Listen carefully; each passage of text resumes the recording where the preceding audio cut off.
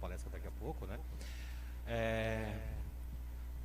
O Cirico falou, precisa ter força de vontade e também o espaço, né?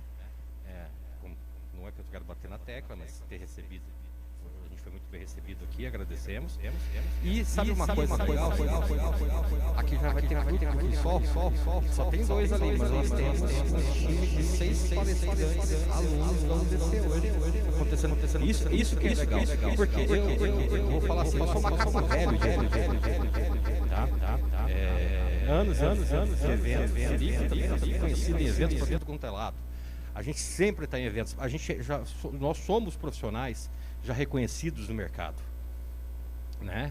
Não estou dizendo que os meninos não são, mas é que é o seguinte, a questão de você passar o conhecimento, que é o gostoso, porque como que é o Cabelo fala, quem compartilha conhecimento não cria inimigo, como que é? Não cria inimigos, crie amigos, porque você está compartilhando conhecimento. Ah, mas eu vou ensinar que eu sei. Eu sempre falo uma coisa. A pessoa pode saber a mesma coisa que você, mas tem a mão que balança o mouse que faz a diferença. Então você pode ter o jeito de fazer diferente, acontecer diferente, assim, a expertise.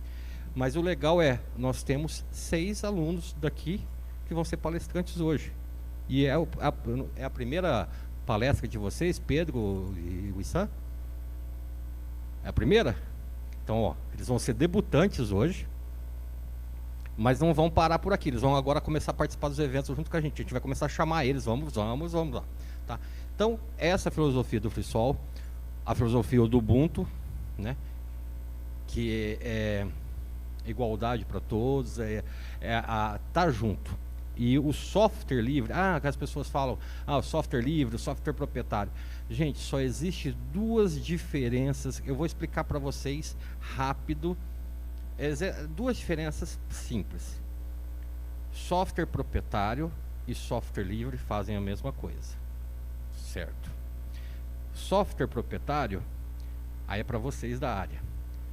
A pessoa tem que ir lá comprar a caixinha, a gente fala caixinha porque é o produto. Ele vai comprar o produto e vai contratar o Luciano ou o Fred, eu estou dando um exemplo, para lá instalar para ele. O software livre, eu não pago o produto, mas pago a consultoria do Luciano ou do Fred para implantar. Aonde ficou o dinheiro? Local. Que a maior parte do dinheiro ficou na caixinha comprada lá fora, né? Eu não sei se ainda está os mesmos preços, mas antes o Windows custava 1 tonelada de suco de laranja, lembra, Cirico? E o Brasil de suco de laranja, ele ganha de todos os outros países que faz suco de laranja, o Brasil faz mais. Mas só para vocês terem a ideia, tá? Então, sejam bem-vindos ao FreeSol, agradeço a presença de vocês. Vocês são a sementinha do bem, que a gente vai começar a plantar hoje, para dar frutos. O Luciano falou que participou de um FreeSol lá atrás, é uma sementinha do bem. Hoje você é professor, né, cara? Você está vendo? Podia estar matando, roubando, vendendo o corpo. Não, é professor. É uma brincadeira, tá? Ele virou professor, mas é aqui. Mas assim, ele está passando conhecimento. Ele gostou tanto que ele virou professor. Fred, você dá aula também, Fred? Não, né? Aí a gente tem a Alessandra, aqui, a gente tem o Matraca, são professores, né? A Gêmina também, que vai falar. Você é aluna da UDC, eu fiquei sabendo, tá vendo? É planta da casa. A Gêmina trabalha com startups, é interessante, tá? Depois vocês vão na palestra dela também, que é interessante. Só um adendo. Eu não sou de Foz, Cirico também não é natural de Foz, a Alessandra também não é natural de Foz. E o mais engraçado, eu e a Alessandra viemos da mesma cidade e nós não nos conhecíamos na mesma cidade. A gente acabou se conhecendo aqui, trombamos por acaso, né, de evento. Mas assim, só para vocês, o Matraca Zé, tá? Que é o esposo dela. Mas assim, só para vocês terem uma ideia, você não precisa ser da cidade. Você só precisa ter força de vontade e querer passar teu conhecimento, tá bom? E Foz é um berço de não ser da cidade, né? Nós estamos numa fronteira que tem rodando de monte. Então, sejam bem-vindos e aproveitem o evento. Você deixou pronta a tua palestra? Então... Obrigado, Silvio. Obrigado. Tá. O Frederic vai dar uma palestra legal sobre computação em nuvens, mas a TI verde que a gente fala, sustentável, né? Vamos falar um pouquinho de você, né? Você é o gestor do... Eu sou o coordenador do Codeinfos. O que é o Codeinfos? Codeinfos é um grupo, é um núcleo de desenvolvedores que tem dentro da CIF, a Associação Comercial, que a gente criou em agosto do ano passado. E a ideia é juntar a galera toda. É voltado para o empresariado? Mas quem não é empresário também pode participar, deve participar.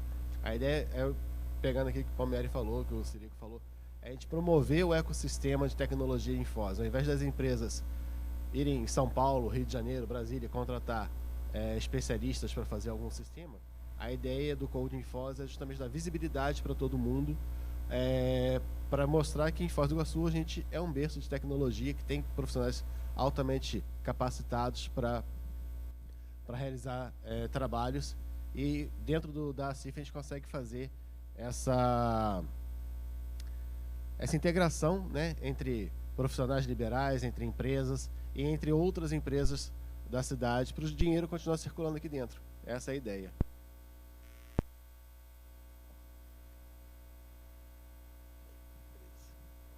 Pode seguir? Então tá.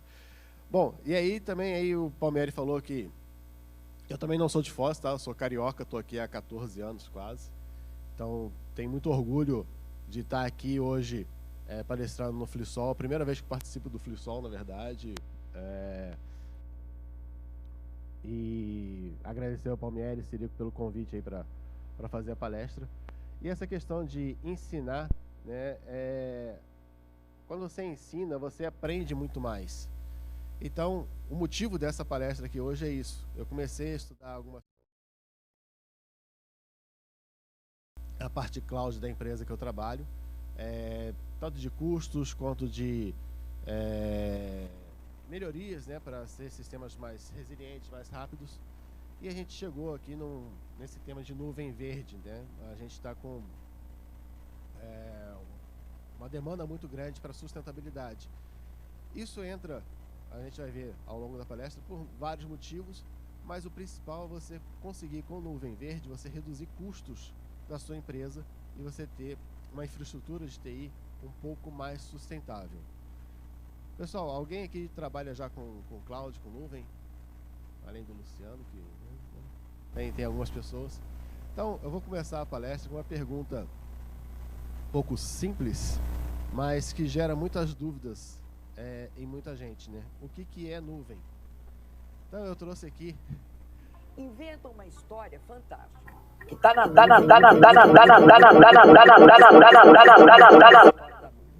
Tô aqui tentando apurar direitinho. Como é que uma coisa pode estar na nuvem? É na nuvem, né? É a rede que vem pelo ar, né? Essa daí é a rede que, inclusive, não se chama mais de rede de computadores, né? Se criou o termo em inglês em cloud computing, né? Português nuvem, enfim. Bom, pessoal, esses aí são exemplos do que não é nuvem, tá? E não tem problema nenhum, né? As pessoas não saberem o que é nuvem, o que não é nuvem. O segundo ali era um especialista da área de TI. Ele falou bastante abobrinha. Mas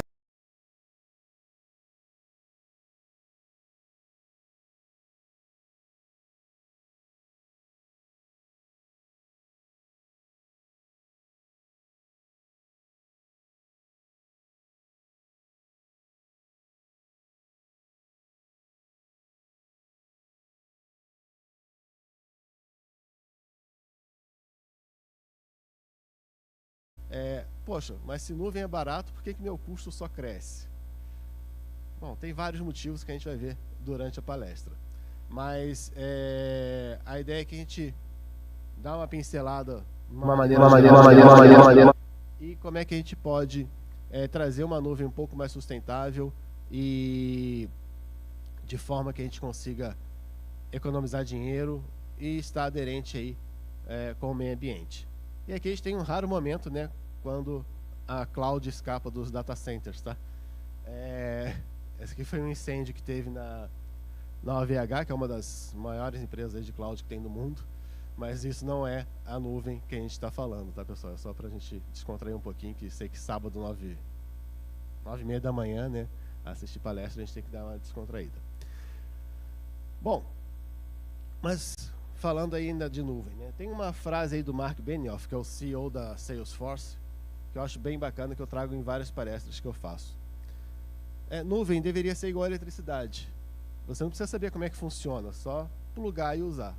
Então, nessa pegada aqui, nuvem nada mais é o que? São vários data centers espalhados pelo mundo, que você geralmente não sabe onde está, ou não deveria saber onde está, mas é bem comum você saber as localizações dos data centers. E nuvem nada mais é que você contratar uma infraestrutura de TI, ou seja, você vai contratar servidores, storage, redes, de algum lugar, e você vai usar ela pela internet. Tá? Então é uma coisa relativamente simples da gente saber. E a gente tem grandes players no mercado hoje em dia, que utilizam muita tecnologia que vem do software livre para implementar os seus serviços em nuvem. Então a gente tem a AWS, tem Google, tem Microsoft, tem IBM, tem Huawei, tem até Alibaba. Nossa, é tanta nuvem hoje em dia, eu trabalho com várias, às vezes até eu esqueço quais são todos os players que a gente tem que lidar. DigitalOcean, nossa, é muita empresa, e essa concorrência é muito saudável porque você tem uma oportunidade de trazer várias coisas. Então, é legal, né, você não precisar saber como é que funciona a nuvem, você só ligar e funcionar, mas é bacana você, principalmente quem é da área, conhecer um pouquinho mais a fundo. Mas eu estava até conversando com o Luciano aqui antes da palestra, para quem é mais antigo, tô meio desatualizado, o que é nuvem? Cara, continua a mesma coisa, é o servidor, é o roteador, só muda o nome, fica mais bonitinho, fica mais gourmetizado o negócio ali, mas no fundo é uma infraestrutura que você não tem que ficar lá, tirar o servidor do rack, né, na unha, tem alguém que faz isso para você. Nossa, é muito bom, é bem legal que você não precisa se preocupar com esse tipo de problema. E aí a gente tem o problema de sustentabilidade, né? Tudo em TI gera lixo, né? A gente vai modernizando nossos equipamentos, nossas coisas, e vai gerando lixo, famoso lixo eletrônico. A estimativa desses três caras aí, Boken, Short e Onak, né, entre 2020 e 2021, que até 2030 a gente tem aí 74 trilhões de quilos, né, ou seja, 74,7 megatoneladas de lixo eletrônico espalhado pelo planeta, oriundos da área de TI, tá? Isso aqui é só da área de TI. Até 2020, a ONU previa 44 megatoneladas, e aí essa previsão até 2030 já está para 74 e só tende a crescer. Então, uma coisa que começou a preocupar bastante as pessoas, as empresas, no modo geral, é como que a gente elimina, né? Ou eliminar não vai eliminar, mas diminui esse impacto ambiental e consegue reduzir custos também de operação na nuvem. Então, quais são os desafios ambientais da indústria de TI? O primeiro deles é a emissão de carbono, tá? A Agência Internacional de Energia estima aí que a indústria de TI é responsável por 2%, né, da emissão de carbono global. Olha, 2%, a gente vendo ali 74 trilhões lá de quilos, 74 megatoneladas, 2% é isso tudo, imagina o restante, né? Então, se a gente conseguir diminuir um pouquinho esses 2% aí de emissão de carbono, já é um ganho significativo para a gente no dia a dia. O segundo desafio é o consumo de energia. E aí existem várias razões, né? Principalmente na Europa, que ainda usa, Europa e Estados Unidos ainda usa muita energia de usinas de carvão e tudo mais, que é altamente poluente, e os data centers que são alimentados por essas usinas acabam gerando um consumo grande também de carbono, gerando um consumo grande de carbono. Então, de acordo com o Greenpeace, aí, as infraestruturas TI consomem cerca de 200 terawatts-hora, né, de energia. Então, as empresas começaram a focar também em como podem trazer energia renovável para dentro de casa, para poder baratear custo, obviamente, mas também para reduzir o impacto ambiental das suas operações no dia a dia. E, além disso, tem impacto na água também. A ONU estima aí que a área de TI é responsável por 4% do uso de água doce do mundo. Então, cara, é bastante coisa. Água doce está cada vez mais raro. Água doce boa, né? E a gente ainda usa 4%, principalmente para a área de refrigeração, porque servidor esquenta muito, tá? Então você precisa refrigerar isso de alguma forma. Então tem milhões de coisas que fazem. Tem, por exemplo, alguns data centers que algumas empresas já fizeram aí, de botar submerso no mar, lá não sei aonde, para poder refrigerar de uma forma mais fácil. Ficou, acho que 1 ou 2 anos, não lembro agora, acho que foi da Microsoft que eles fizeram um data center submerso para ver se economizava a parte de refrigeração, né? Então, aquela foto lá que eu mostrei lá no início da OVH lá pegando fogo, é justamente por isso. Tinha um sistema de refrigeração, não foi muito eficiente, explode, né? É muita coisa. E aí surgiu esse conceito de nuvem verde, né? Que é um conceito relativamente novo, de 2019 para cá, mais ou menos, começaram a falar que a gente precisa ter nuvens verdes, né? E o que é essa sustentabilidade na tecnologia? É uma abordagem inovadora, né, que a gente tenta ter uma sustentabilidade junto com a eficiência operacional. A gente não pode deixar de ter as coisas que a gente tem no dia a dia, né? Ou seja, nossos sistemas têm que continuar operando de forma satisfatória, de forma que você consiga atender as pessoas que precisam daquele sistema ali. Então, mas de uma forma um pouco mais sustentável. E a AWS, né, eu vou falar um pouco mais de AWS hoje, porque além de ser o que eu conheço mais, tá, que tem um programa um pouquinho mais avançado nessa relação de como você deve fazer as coisas em nuvem de forma sustentável. Eles têm um framework para quando você vai fazer coisas, deploy na nuvem, que é chamado Well Architect Framework, tá? Então, em 2020 eram 5 pilares, e em 2020 eles lançaram mais um pilar, que é justamente o pilar de sustentabilidade. Então eles têm um design ali que você deve seguir para que seu workload, né, ou seja, as coisas que você leva para a nuvem sejam vistas de forma sustentável. Então a gente vai falar um pouquinho dos pilares todos aí do Architect, e a gente vai começar a focar mais para frente no de sustentabilidade. O primeiro pilar do Architect é o de excelência operacional. Então ele é focado em quê? Em executar e monitorar sistemas para você ter de uma forma comercial, né? E aprimorar isso de forma contínua. Então, todo sistema que você leva para a nuvem, isso aqui independe da cloud que você esteja, seja AWS, GCP, Azure, todos eles têm algum pilar, têm algum framework de arquitetura, são mais ou menos parecidos, mas o da AWS é o primeiro aí que a gente tem mais organizado para a gente mostrar. Tá? Na Microsoft ele se chama CAF, tá? Eu não lembro agora, acho que é Cloud Architect Framework, alguma coisa assim. Na GCP tem outro nome. Muda o nome, mas os pilares são mais ou menos os mesmos. Então, você monitorar o teu sistema. Você projetou o teu sistema para atender 1 milhão de usuários, está atendendo 100 mil. Então você está gastando recurso desnecessariamente. Está gastando dinheiro, você está gastando servidor, você está gastando memória, você está gastando energia elétrica que você não precisaria. Então você monitorar para ver o que você precisa e o que você não precisa é fundamental. Então essa é uma das vantagens da nuvem. Você pode escalar o seu sistema, diferente de quando você tem um data center, que você tem que comprar todo o equipamento antes de você saber se vai ser utilizado ou não, né? Então você projetou o teu sistema lá para 1 milhão de clientes, você compra um servidor que atenda essa necessidade, você vai usar 1 milhão, beleza. Se você usar 100 mil, você vai ter gasto o dinheiro que você pagou pelo servidor. Na nuvem não, na nuvem você consegue começar pequenininho. Eu vou começar a ter no primeiro mês 100 mil clientes. Nossa, é legal, né? É uma estimativa boa, né? 100 mil clientes no primeiro mês, tua startup tá excelente.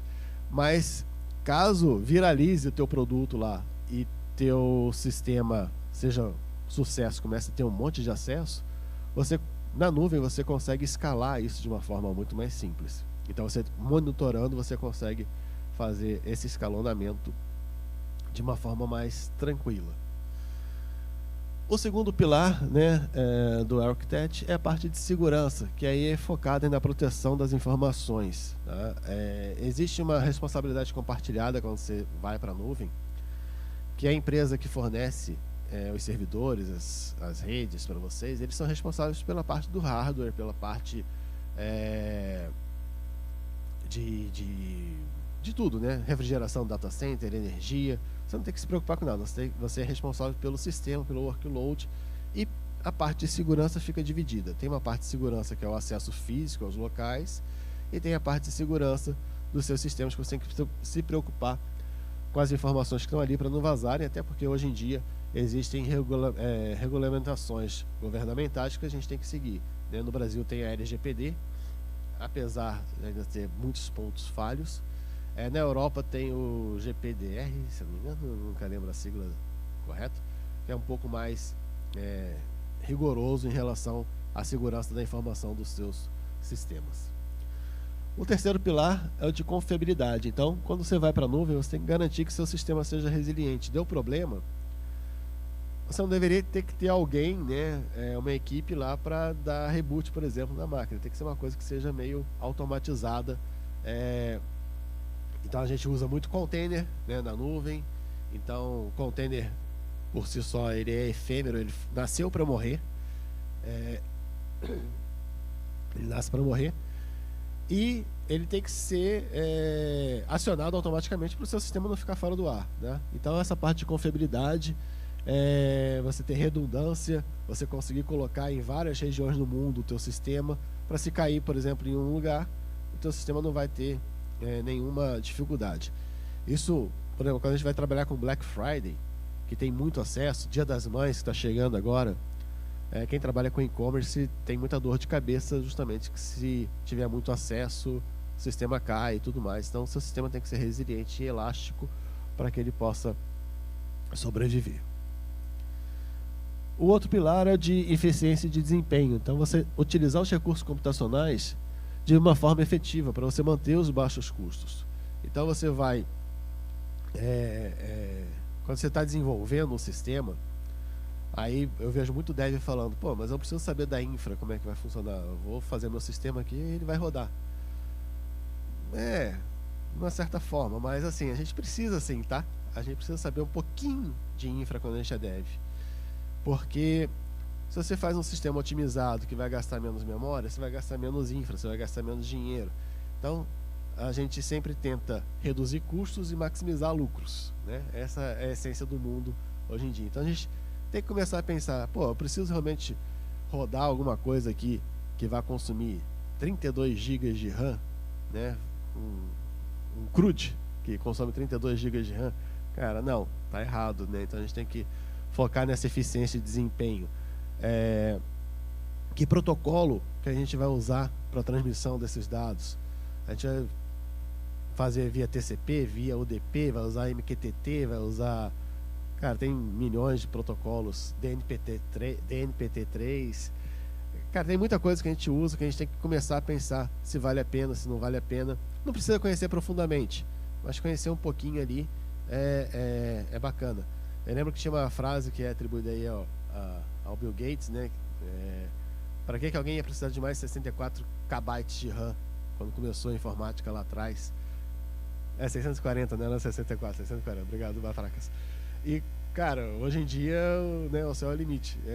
Principalmente quem desenvolve Java aí, se você não tiver 8 GB de RAM no mínimo para rodar, você vai ter algum tipo de problema. Eu gosto de Java, tá, galera? Mas existem outras linguagens aí que tem outros problemas, e eu vou trazer isso mais para frente aqui na nossa apresentação. O outro pilar aqui é o de otimização de custos. Então, tudo foca em custo, tá? Sempre vai ser custo. O que eu falei, a gente tem que minimizar custos e maximizar lucros. Então, às vezes na nuvem, né, o pessoal levanta, eu preciso de um disco lá de 30 GB, usa 5. E fica lá aquele disco de 30 GB ocioso, você pagando para aqueles 30 GB. Porque você está pagando pelo que você pediu, né? Então, a nuvem é um self-service ali. Você pediu 30, você vai pagar os 30, mesmo que você não esteja usando. Então, existem recursos. Tem uma área, hoje em dia, chamada FinOps, que é uma área em ascensão, para quem está começando aí na carreira, é legal. Para quem já está na carreira e quer fazer uma transição, é muito bacana, que é justamente você ficar olhando essa parte de o que você pode aproveitar e diminuir custos do seu workload como um todo, para poder a tua empresa crescer. E aí o último pilar aqui, que eu falei, que é o de sustentabilidade, que é para a gente minimizar os impactos ambientais na execução dos nossos workloads, aí, nossos projetos em nuvem. E aí agora eu vou falar um pouquinho mais aí de sustentabilidade. Tem uma definição legal aqui do pessoal lá do Green em São Paulo, tá? Eles são uma consultoria e eu peguei essa frase aqui lá do site deles. De uma forma mais ampla, a sustentabilidade é o quê? É a capacidade que tem uma casa, um bairro, uma cidade de suprir as necessidades das demandas atuais sem comprometer as gerações futuras.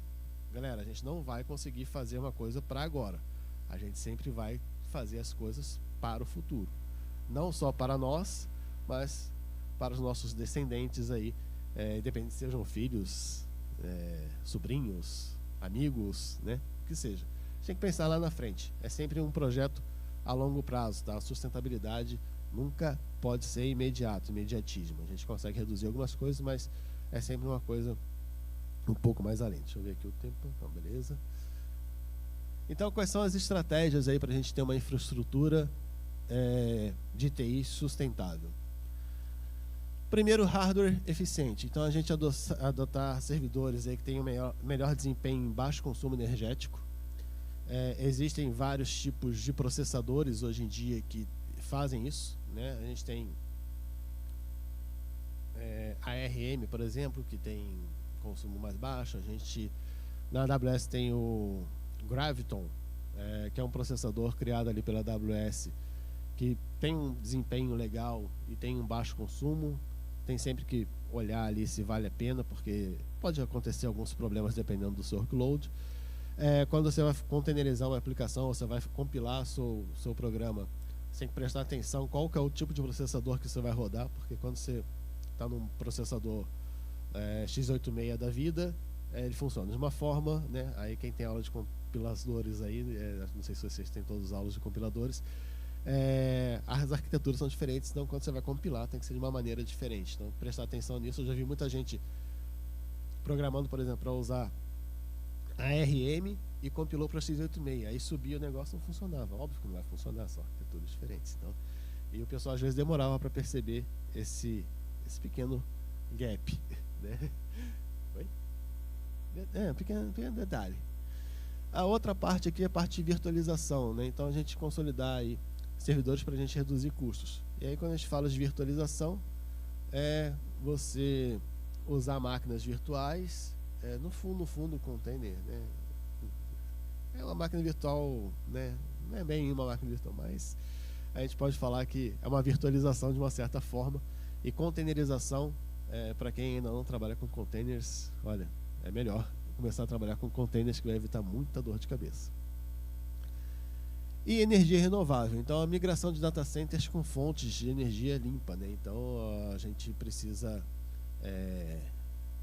migrar data centers para que usem energias alternativas, né, de várias formas. Então, energia solar, energia eólica, energia bioenergia, né? Aqui em Foz a gente tem uma matriz energética muito ampla e é muito legal, né? A gente tem o PTI, tem Itaipu, que trabalham em cima disso, com energia renovável. Então, data centers que utilizam energias, outras fontes de energia, tendem também a ter um consumo mais baixo ali no fim do mês, na hora de pagar a conta. E quais são esses benefícios da nuvem verde? Primeiro, economia de custos, né? A gente reduz gasto de energia e infraestrutura, porque quando você tem um tipo de energia alternativa que gera menos calor, né? Equipamentos que gerem menos calor, que tem menos risco de incêndio, por exemplo, você consegue na tua infraestrutura ter um sistema anti-incêndio um pouco mais robusto, um pouco melhor, um pouco mais em conta. Então a gente consegue reduzir custos dessa forma aí na nossa nuvem verde, né? Então a gente várias alternativas, colocar data centers em locais mais frios para poder precisar de menos refrigeração. Então vocês podem ver que muitos projetos, né, muitos data centers tem na Irlanda. Por quê? Porque na Irlanda é frio, então, e os impostos também são mais baratos. Ainda tem isso, né? Você tem que combinar lugares mais frios, com impostos atrativos, mas também que você consiga ajudar a população local a ter empregos, a melhorar isso aí.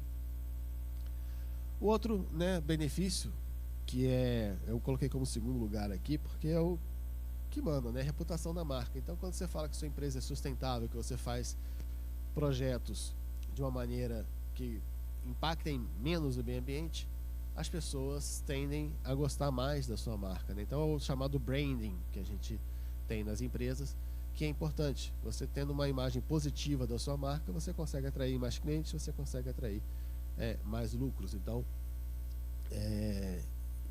a tua empresa está fazendo uma coisa pelo mundo, né? Não é só ganhar dinheiro, né? Às vezes é legal ganhar dinheiro, mas o mundo não é só isso.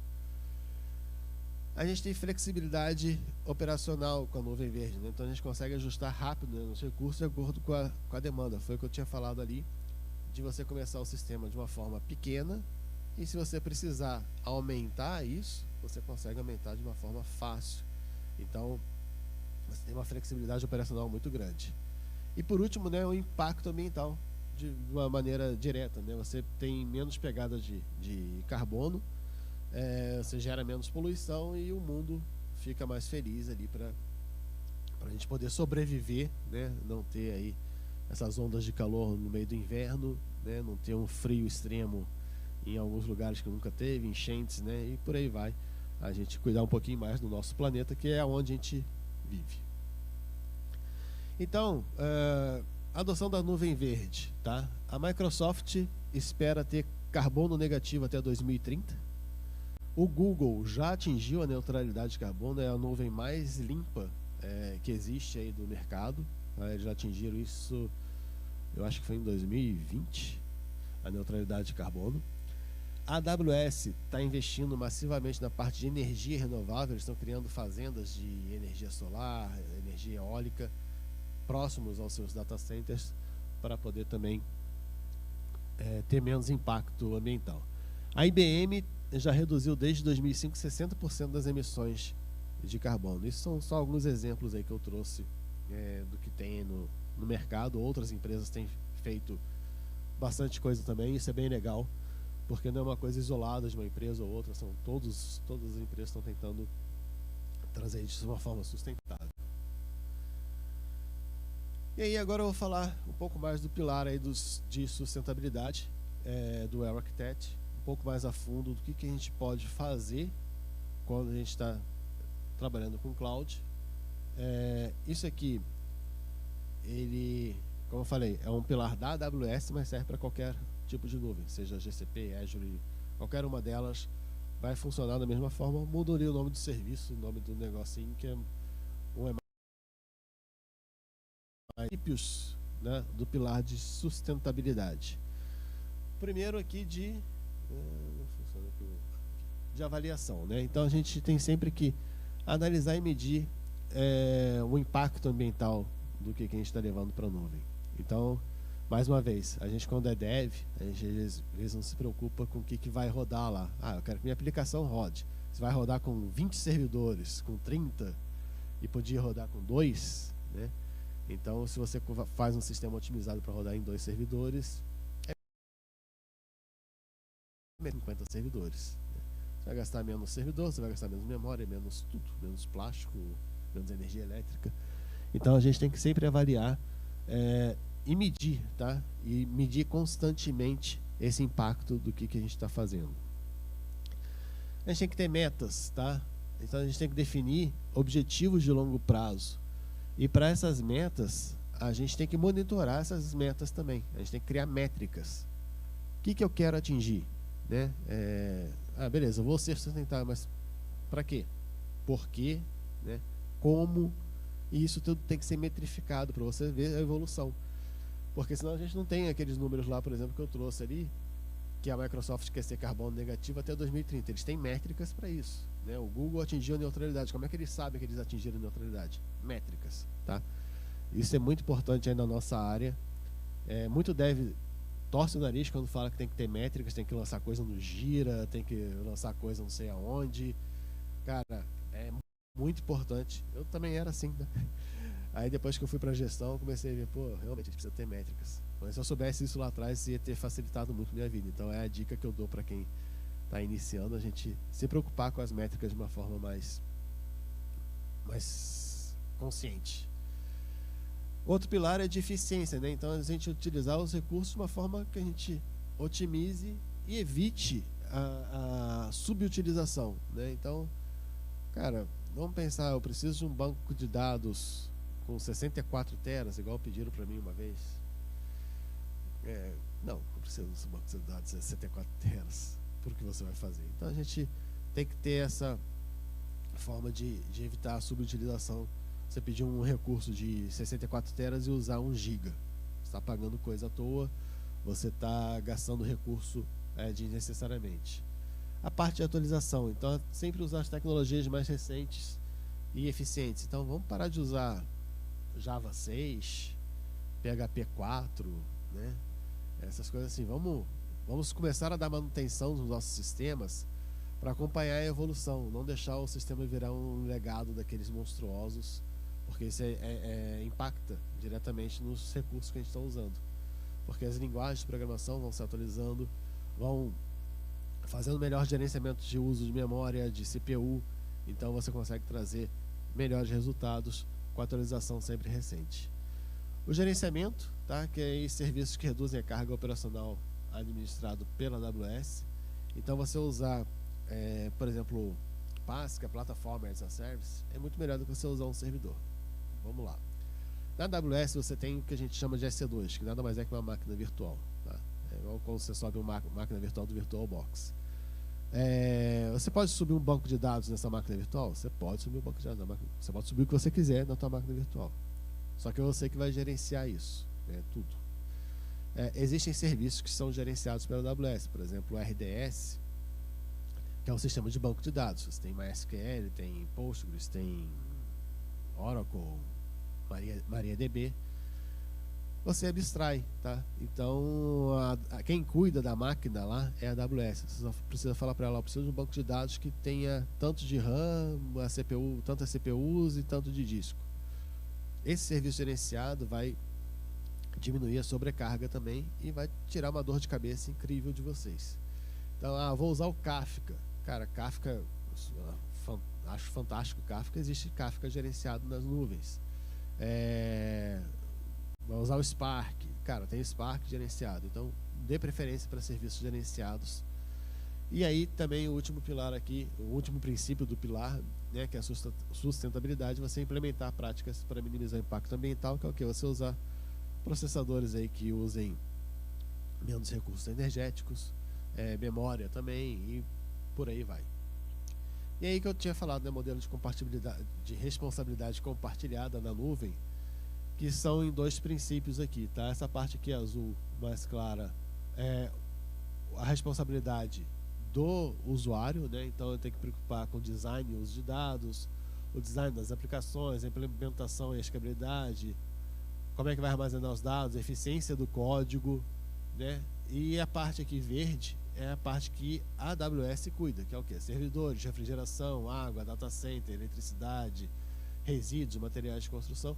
Então, antes, esse modelo de responsabilidade compartilhada era basicamente a mesma coisa, só que agora é uma responsabilidade da sustentabilidade ser compartilhada também, tá? Então, a gente, como usuário, principalmente aqui essa parte eficiente de código, design da aplicação, né, e dos dados, é muito importante para que a gente tenha sucesso aí na nuvem verde. Na AWS e em outras, tá? Hoje na AWS a gente tem no painel lá de billing, de cobrança, uma métrica de quanto carbono foi gerado pela sua conta, tá? Eu peguei uma conta aqui de exemplo de um amigo meu.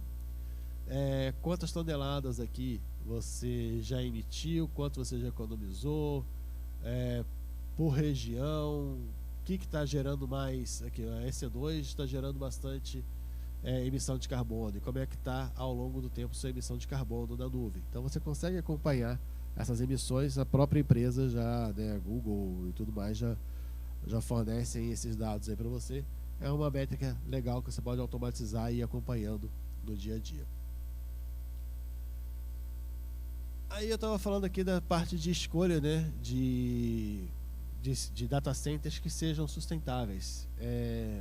Na AWS eles têm esse mapa que é bem legal, que mostram aonde tem servidores e qual tipo de energia que tem. Então, em Virgínia aqui, norte de Virgínia, que é aonde surgiu a AWS, é onde tem mais servidores e é onde tem mais placa solar aqui também, né, proporcionalmente aqui dos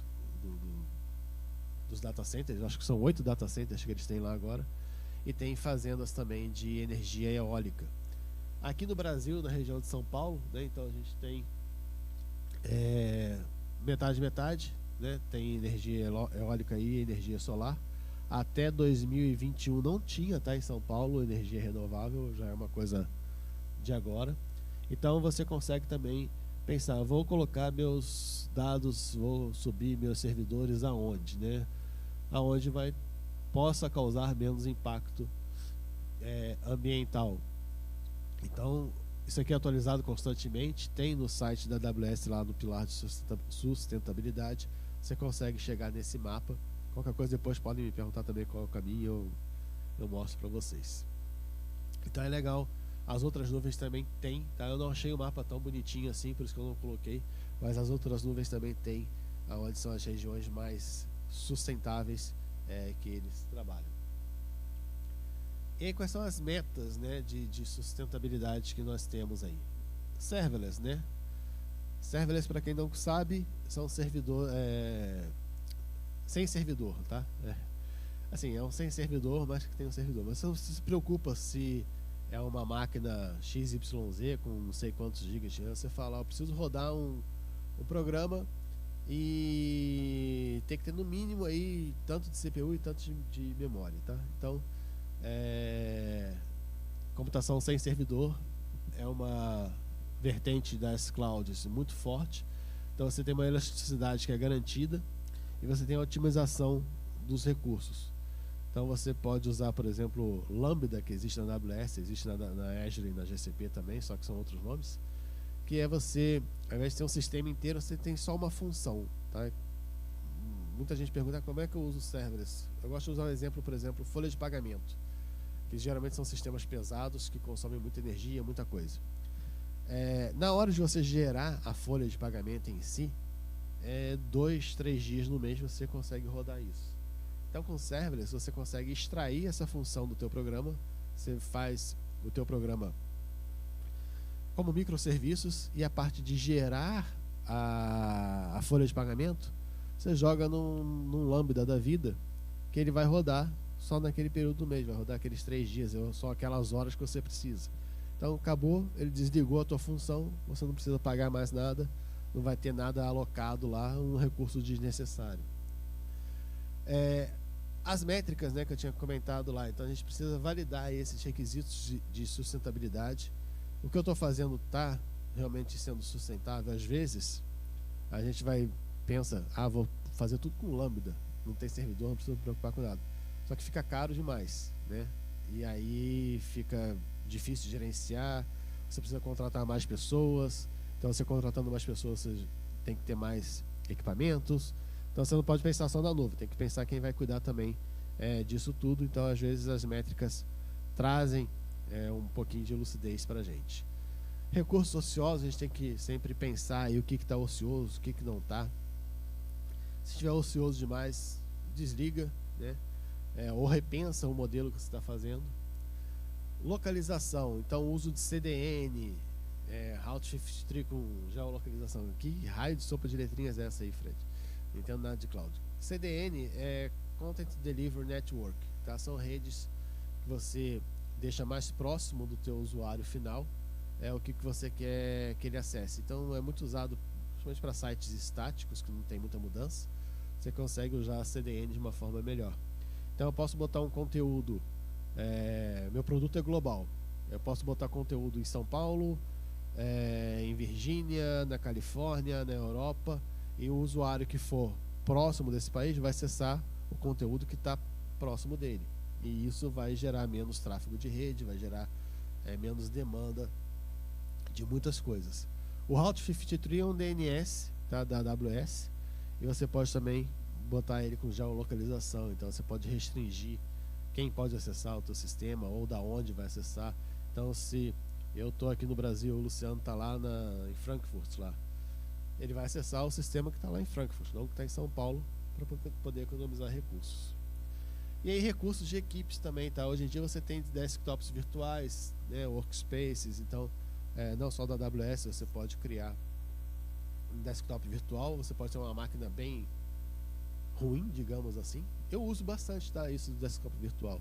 Às vezes você precisa usar um Windows ou mesmo um Linux, e você não está com a tua máquina ali.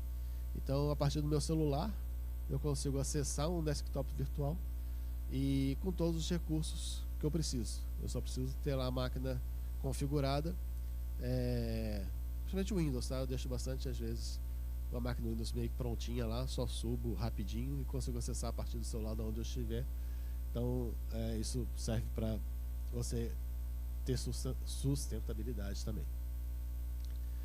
E aí, quais são os padrões, né, de arquitetura aí de cloud verde? A gente tem a parte aí de trabalhos assíncronos. Então, a gente trabalhar e segmentar usando SES e SQS. O que é SES e SQS? SES é Elastic Container Service, que são containers elásticos que vão subir e vão descer de acordo com a sua necessidade. SQS é uma fila de mensageria, publicador, subscriber. Você consegue usar também, você consegue gerar notificações, push para o celular, e-mail e tudo mais. Lambdas, né? Então você faz as coisas assíncronas, tá? Nuvem, é muito importante que todo mundo lembre disso, que nuvem a gente precisa trabalhar de forma mais assíncrona e principalmente utilizar microserviços. Vamos acabar com os monolitos da vida, que não faz muito sentido. Às vezes faz sentido monolito, tá, galera? Não tem problema nenhum. Não tem problema nenhum monolito na nuvem, mas ele vai gastar mais. Então, a gente quebrando os nossos sistemas em microserviços e fazendo a comunicação deles ser assíncrona, usando principalmente enfileiramento de mensagens, você vai ter uma redução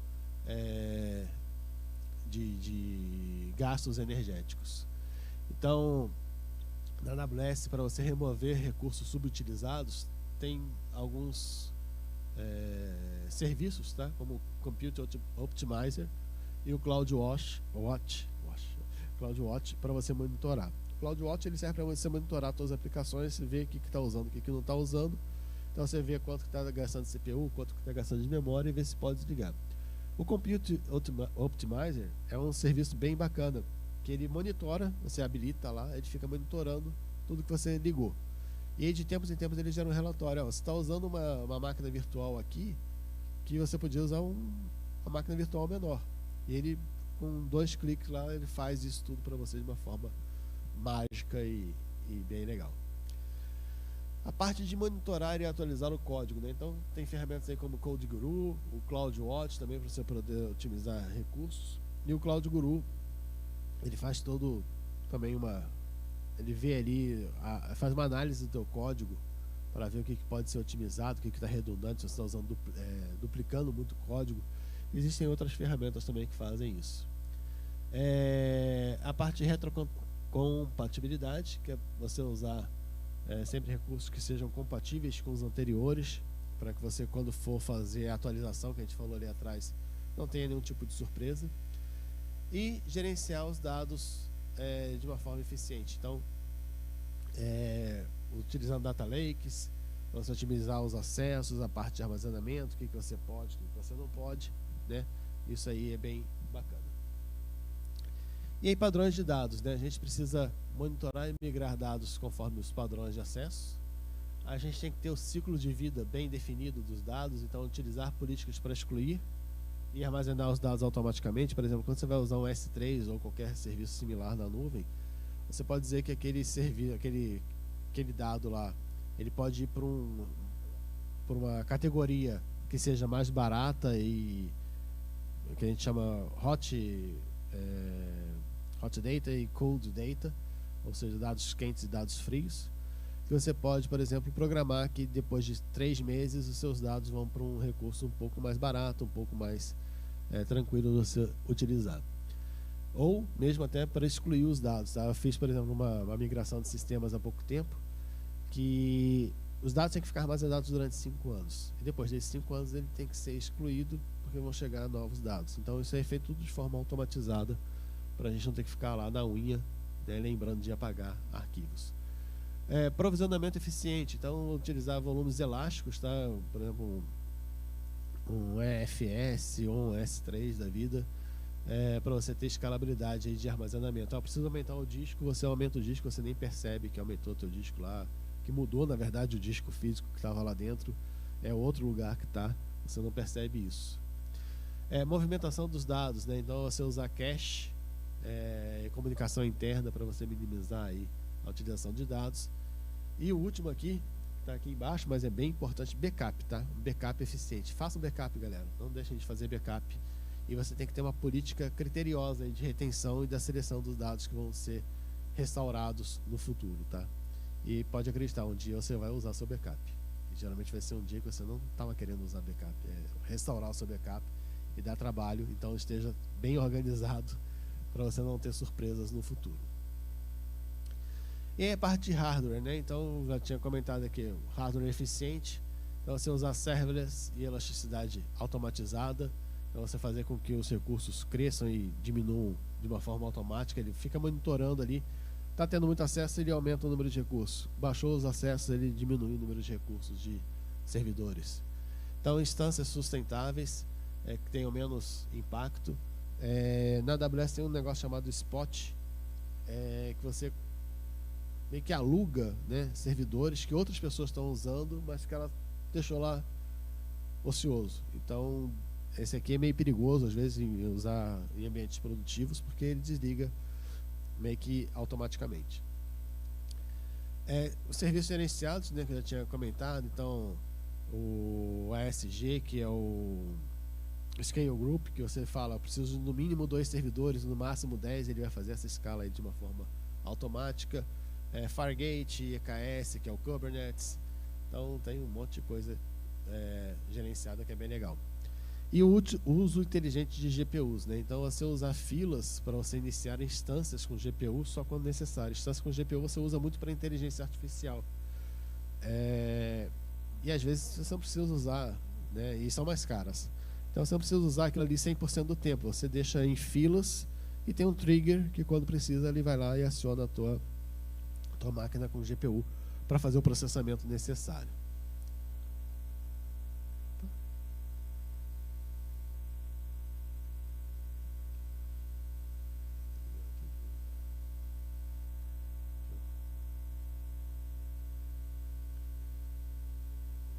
Isso. Por que não está passando? Deixa eu ver aqui. Peraí, pessoal, só um minutinho, problemas técnicos acontecem.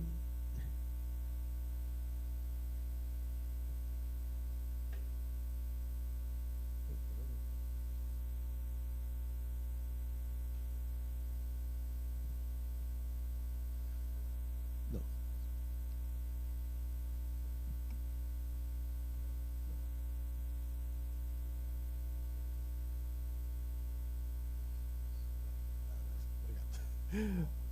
Obrigado.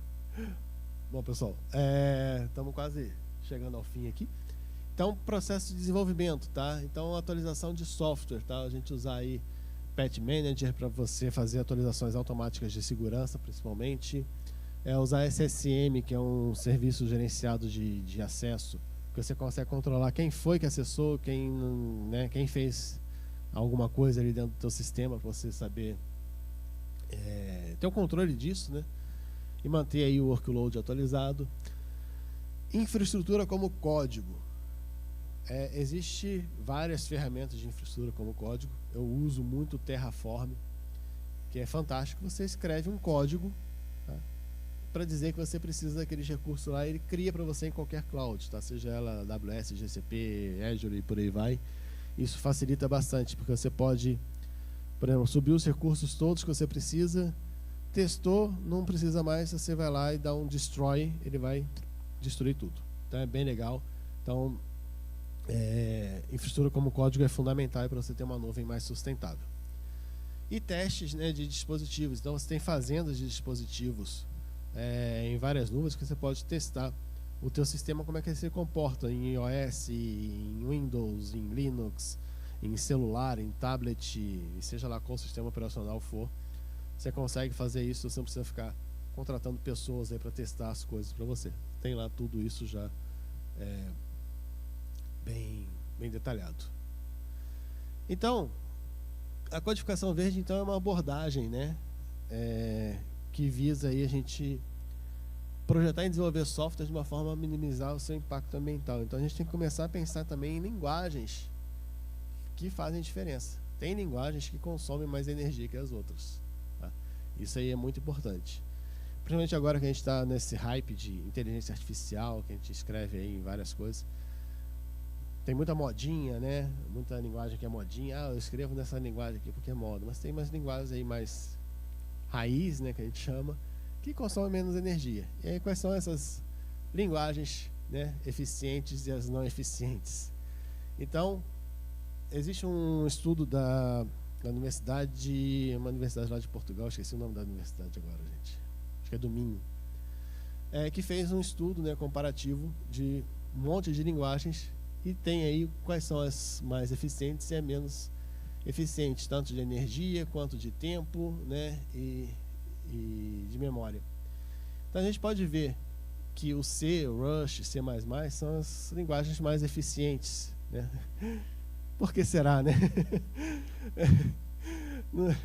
Sem comentário, né? Mas assim, mas eu vou usar C para programar web? Não vai, né? Dá, tá? Dá. Dá. Vai dar trabalho. Antigamente era tudo C, né? E quais são as linguagens mais que gastam mais, né? Então, em primeiro lugar aqui é Perl, e por incrível que pareça, a linguagem, né, queridinha de todo mundo de IA, que é o Python, né? Por que tem essa diferença, galera? A gente pode ver aqui o quê? São linguagens que são compiladas e linguagens que são interpretadas, né? É natural que gaste mais energia. Eu não vou usar mais Python para linguagem, para programar inteligência artificial. Não, vai, não tem jeito. A gente está nessa aí. Eu uso Python também, né? A gente tenta, né, ver outras formas. Mas existem outras linguagens, tá? Então, nem sei. Tem aqui, ó, tem Dart, tem Go, tá? Que são linguagens aqui que a gente usa bastante, principalmente para a parte de automação, que são linguagens mais novas e que gastam menos energia, por exemplo, que um Python, tá? E todo mundo fala muito mal de Java, mas Java é econômico, tá? Java é legal, tá? Usem Java, não é ruim. Só não usem... Não vou falar, senão eu vou ser massacrado aqui. Mas enfim. Mas, por exemplo, para front-end, né? Muita gente usa Node, usa, sei lá, tem framework todo dia, né? Do JavaScript. Então tem... JavaScript está aqui, ó. Aqui, ó. Não é tão ruim assim. Tá no meio do caminho. Mas, por exemplo, hoje em dia tem WebAssembly, tá? Não é Assembly, tá, galera? É só um nome. Mas você consegue programar por JavaScript com WebAssembly e tem uma eficiência bem legal. Não sei se está na lista. Eu acho que eles nem testaram isso. Eu acho que eles nem chegaram a testar o WebAssembly. É um desenvolvimento para front-end, né, de uma forma... Quase que eu destruo tudo. De uma forma um pouco mais legal aí, que você consegue otimizar as coisas. Então, tem esse estudo aí na internet. É um pouquinho difícil de achar o PDF dele completo, mas é bem bacana. Depois também, qualquer coisa, eu esqueci de botar ali embaixo a fonte certinha, galera, desculpe. Mas, então, essas são as linguagens mais eficientes. Então, a gente tem que começar a pensar na hora de codificar, né? Utilizar um design limpo. Tem aquele livro lá famoso, Código Limpo, né? Clean Code, né? Arquitetura limpa, tem não sei o que limpo, tem um monte de coisa limpa. Então vamos limpar, né?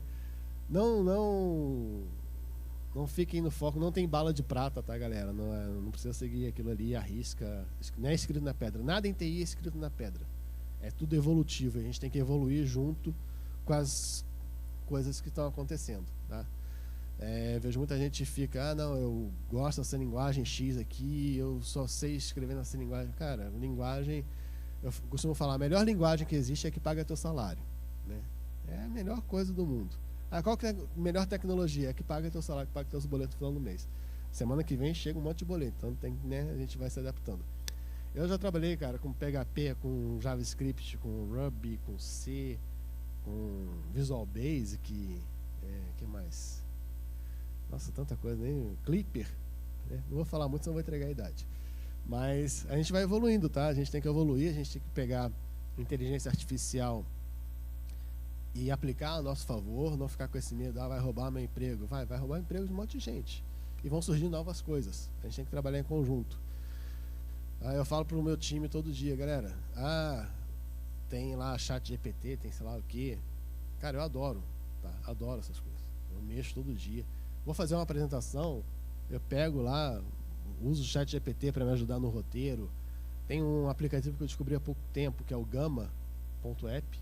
Ele gera os slides para você, fica até bonitinho, não são esses aqui, tá? Esse aqui eu peguei um template de um site gratuito e fiz em cima desse template, mas ele dá uma estrutura ali, dá para você começar a pensar. Então a gente tem que começar a evoluir dessa forma de não ficar com medo da IA, tá? E a gente está aqui, nós somos profissionais de tecnologia, a gente tem que usar a inteligência artificial a nosso favor.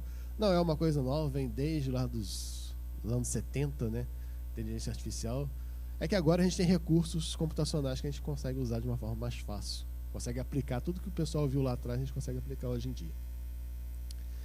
Então, quais são os desafios, né, para a gente ir final aqui? Eu acho que já está no tempo. Isso, falta um minutinho.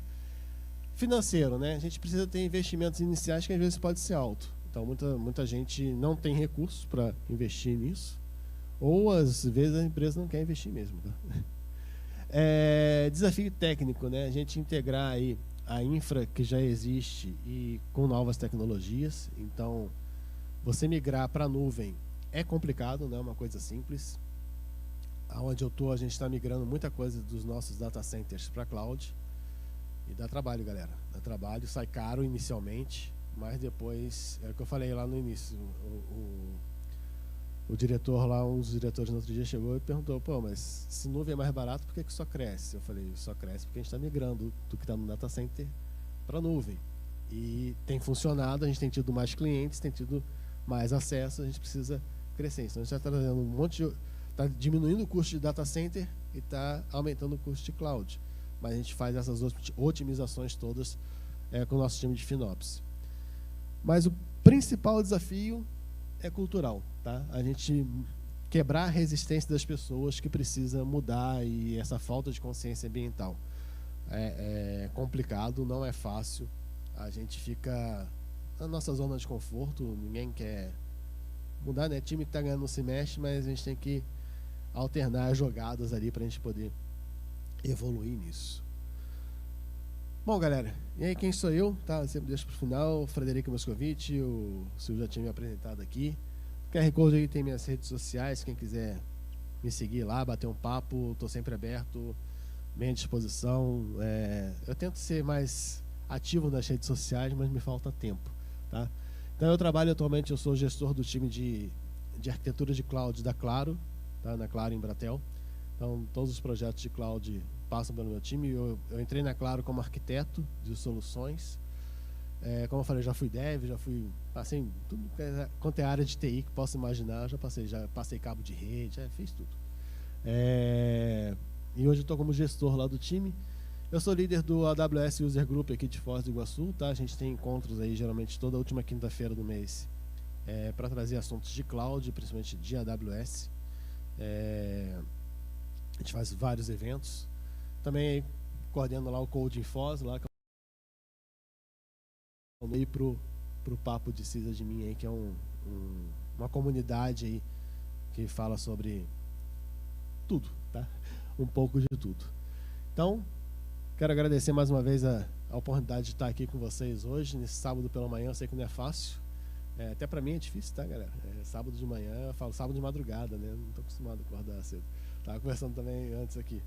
Começa a funcionar um pouco mais depois do meio-dia, né? Aí quando chega meia-noite eu tô ligadão, né? Aí vou dormir 2 da manhã, tenho que acordar às 6, aí já viu, o sono é uma porcaria.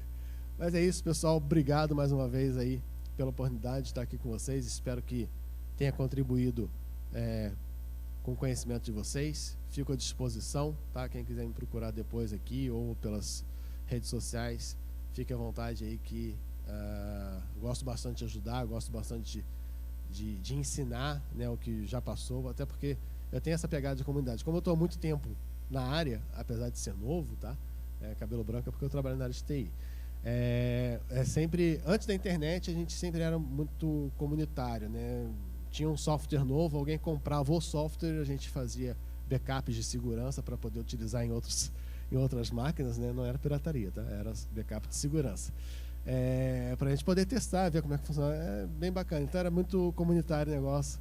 E muito que eu aprendi até hoje foi a comunidade que me deu. Então, tá aqui no palco do Freestyle, ou Latino Era, ou outros eventos, eu gosto de estar para poder retribuir o que já foi me dado. E espero que vocês que estejam aí na plateia também, aí, quem ainda não palestrou, venha palestrar também, não se acanhem, tá? Sempre tem alguém que quer saber o que você tem para falar, e o que você tem para falar você vai aprender muito mais para poder aplicar no seu dia a dia. Então sintam-se à vontade aí, quem quiser palestrar lá no Coding Foz ou no Flissol, procura a gente, procura aí o Siri, procura o Palmieri, o Matracas, o Luciano, eu. A gente está aqui na comunidade aí para ajudar vocês. Tá bom, pessoal? Obrigado aí, bom dia. Se alguém tiver alguma pergunta, fica à vontade também. Valeu!